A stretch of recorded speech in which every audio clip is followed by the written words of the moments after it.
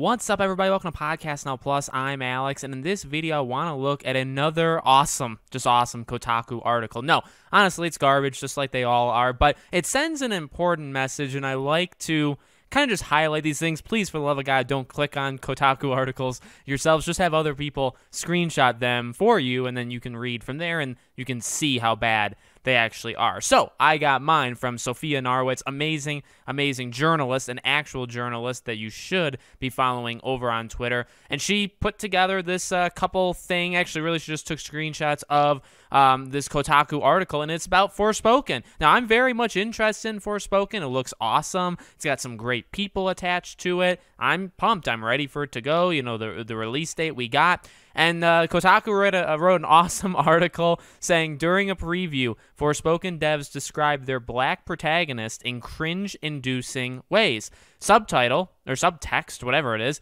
black folks were surprisingly absent during the Forspoken hands-off event. I'm going to read the highlighted parts because those are the most important. There were 3 questions I was pressed to know. One was how the team went about handling the portrayal of its black protagonist, okay? While all these high-profile names were all well and good, there's a lot of really good people attached to this, especially for their previous association in crafting other AAA games. Last I checked, none of them were black people. Oh my God, red alarm. My newfound fears, this person cries themselves to sleep, weren't helped when Reimer and Stashwick described Frey's origin story, which came off as a tired amalgamation of black stereotypes. These stereotypes included her being very angry, her having fallen through cracks of society, and being on the verge of prison before being teleported to Athea. The cherry on top of my newfound dread was motion capture and voiceover director Tom Keegan describing Belinsky's mannerisms during her motion capture performance as having a very hip-hoppy kind of walk. And Sophia, she says, game journalists effing suck. This is such a non-controversy, but sure, let's keep attacking devs for no reason. Also pay attention on how identity politics trumps all. And then she said, this sums up so many video game protagonists of color, LOL. Anyways, this is a great example of why devs shouldn't even bother trying to placate these types. They'll always find something to nitpick, and you'll always be labeled a bigot no matter what. In short, F modern gaming media, so on. So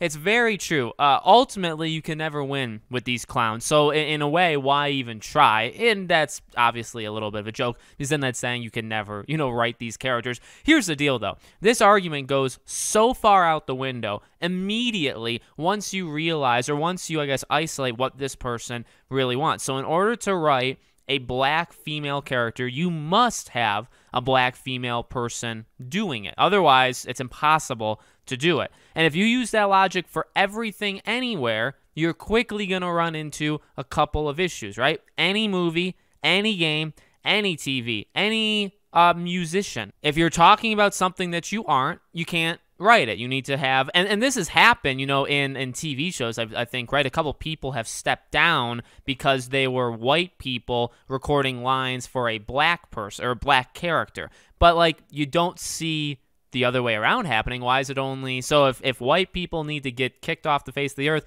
if they're doing something for, you know what I mean? And this happens. I mean, this is in gaming, this is in movies, this is in television, and it's just funny to see it only, obviously, because of identity politics, and these people are a hive mind, they think the exact same way. This only can go in one direction. It needs to be the minority group, right? You cannot have it the other way around. So if you are a black female writing for a white male, perfectly acceptable. You know everything about white males. You know they're garbage. You know they should die. That's what you know. And that's perfectly acceptable to write stories about them. So that's a little bit of a joke, but in reality, that's ultimately kind of true. You know what I mean? That would be, I guarantee. In fact, it's not even a guarantee. You can find the proof because, as I said, it does not happen in reverse. Go up to a black female that's recording lines for a white female and tell them to get out and see what they say to you, right? It's not, and it shouldn't because, by the way,